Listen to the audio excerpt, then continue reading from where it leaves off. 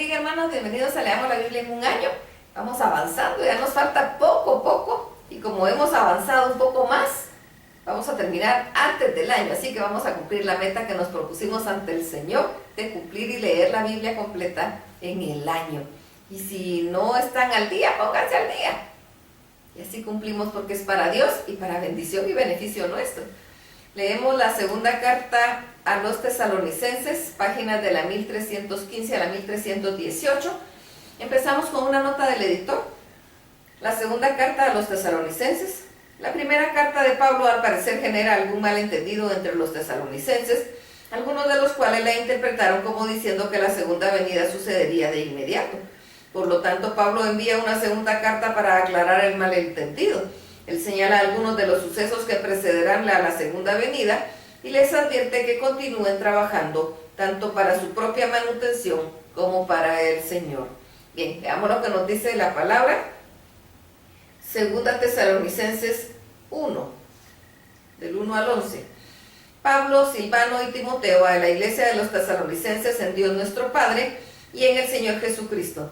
Gracia y paz a vosotros de nuestro Dios Padre y del Señor Jesucristo. Debemos siempre dar gracias a Dios por vosotros, hermanos, como es digno, por cuanto vuestra fe va creciendo y el amor de todos cada uno de vosotros abunda para con los demás, tanto que nosotros mismos nos gloriamos de vosotros en las iglesias de Dios, por vuestra paciencia y fe en todas vuestras persecuciones y tribulaciones que soportáis. Esto es demostración del justo juicio de Dios, para que seáis tenidos por dignos del reino de Dios, por el cual asimismo padecéis, porque es justo delante de Dios pagar con tribulación a los que os atribulan y a vosotros que sois atribulados, daros reposo con nosotros, cuando se manifieste el Señor Jesús desde el cielo con los ángeles de su poder, en llama de fuego, para dar retribución a los que no conocieron a Dios, ni obedecen el evangelio de nuestro Señor Jesucristo, los cuales sufrirán pena eterna, perdición, excluidos de la presencia del Señor y de la gloria de su poder, cuando venga en aquel día para ser glorificado en sus santos y ser admirado en todos los que creyeron, por cuanto nuestro testimonio ha sido creído entre vosotros, por lo cual asimismo oramos siempre por vosotros, para que nuestro Dios os tenga por dignos de su llamamiento y cumpla todo propósito de bondad y toda obra de fe con su poder, para que en el nombre de nuestro Señor Jesucristo sea glorificado en vosotros y vosotros en Él, por la gracia de nuestro Dios y del Señor Jesucristo. Segunda Tesalonicenses capítulo 2, versos del 1 al 12. Pero con respecto a la venida del Señor Jesucristo y nuestra reunión con Él, os rogamos, hermanos, que no os dejéis mover fácilmente de vuestro modo de pensar, ni os conturbéis ni por espíritu, ni por palabra, ni por carta, como si fuera nuestra, en el sentido de que el día del Señor está cerca. Nadie os engañe en ninguna manera, porque no vendrá sin que antes venga la apostasía, y se manifieste el hombre de pecado, el hijo de perdición, el cual se opone y se levanta contra todo lo que se llama Dios, o es objeto de culto, tanto que se sienta en el templo de Dios como Dios, haciéndose pasar por Dios. ¿No os acordáis que cuando yo estaba todavía con vosotros os decía esto? Y ahora vosotros sabéis lo que lo detiene, a fin de que a su debido tiempo se manifieste, porque ya está en acción el misterio de la iniquidad. Solo hay quien al presente lo detiene, hasta que él a su vez se ha quitado de en medio, y entonces se manifestará aquel inicuo, a quien el Señor matará con el espíritu de su boca, y destruirá con el resplandor de su venida. Inicuo cuyo advenimiento es por obra de Satanás, con gran poder y señales y prodigios mentirosos, y con todo engaño de iniquidad para los que se pierden, por cuanto no recibieron el amor de la verdad para ser salvos. Por esto Dios les envía un poder engañoso para que crean la mentira, a fin de que sean condenados todos los que no creyeron a la verdad, sino que se complacieron en la injusticia. Segunda Tesalonicenses 2, 13 al 17. Pero nosotros debemos dar siempre gracias a Dios respecto a vosotros, hermanos amados por el Señor, de que Dios os haya escogido desde el principio para salvación, mediante la santificación por el Espíritu y la fe en la verdad, a lo cual los llamó mediante nuestro Evangelio para alcanzar la gloria de nuestro Señor Jesucristo. Así que, hermanos, estad firmes y retened la doctrina que habéis aprendido, sea por palabra o por carta nuestra.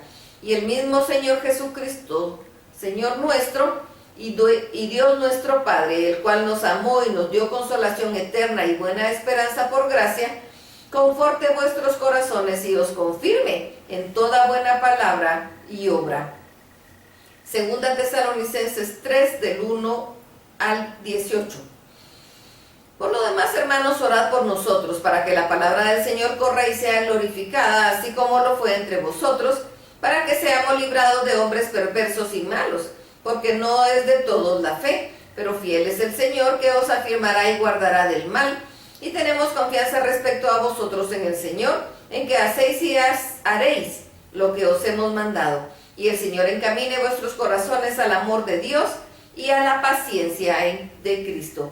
Pero os ordenamos, hermanos, en el nombre de nuestro Señor Jesucristo, que os apartéis de todo hermano que ande desordenadamente y no según la enseñanza que recibisteis de nosotros.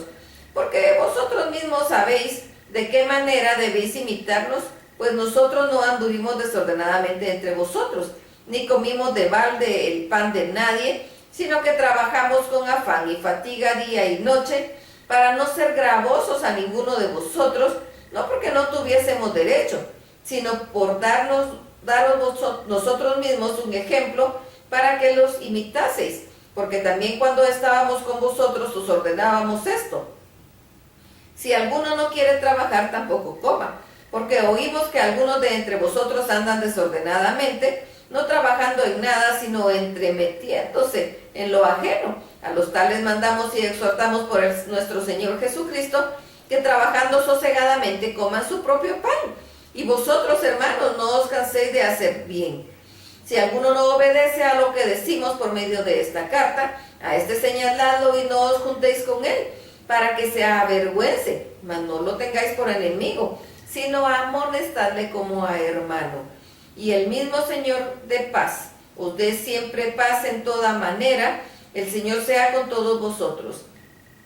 La salutación de mi propia mano, de Pablo, que es el signo de toda carta mía, así escribo.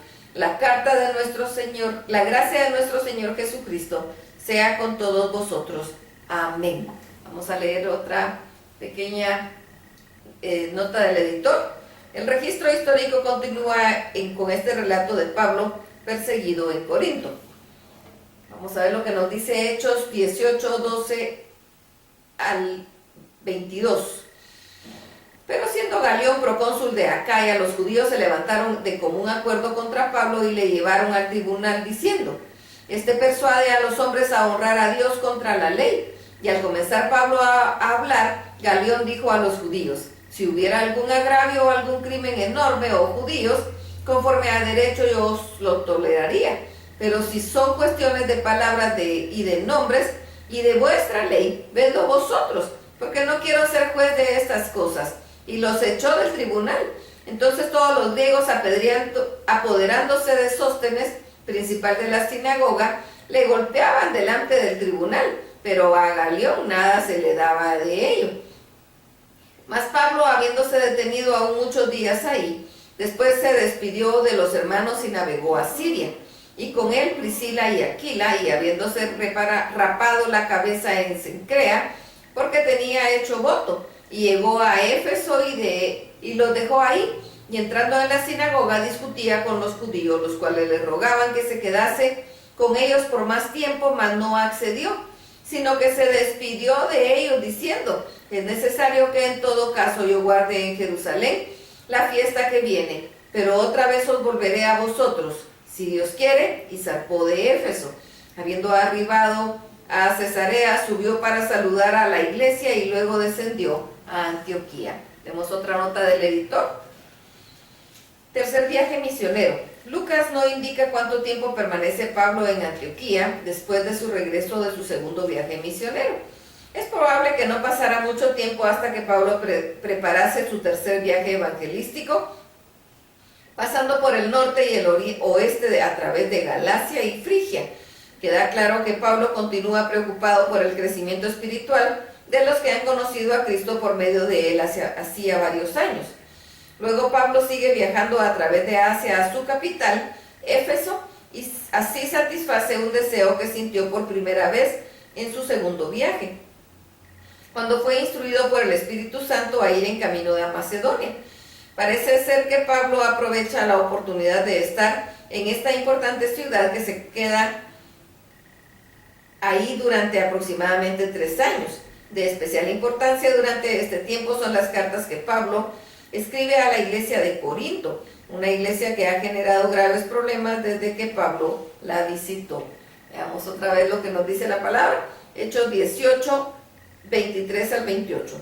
Y después de estar ahí algún tiempo salió recorriendo por orden de la región de Galacia y de Frigia, confirmando a todos los discípulos. Llegó entonces a Éfeso un judío llamado Apolos, natural de Alejandría, varón elocuente, poderoso en las escrituras. Este había sido instruido en el camino del Señor y siendo de espíritu fervoroso hablaba y enseñaba diligentemente lo concerniente al Señor, aunque solamente conocía el bautismo de Juan, y comenzó a hablar con denuedo en la sinagoga. Pero cuando le oyeron Priscila y Aquila, le tomaron aparte y le expusieron más exactamente el camino de Dios. Y queriendo él pasar a Acaya, los hermanos le animaron y escribieron a los discípulos que le recibiesen, y llegando el día fue de gran provecho a todos los que por la gracia habían creído, porque con gran vehemencia refutaba públicamente a los judíos, demostrando por las escrituras que Jesús era el Cristo.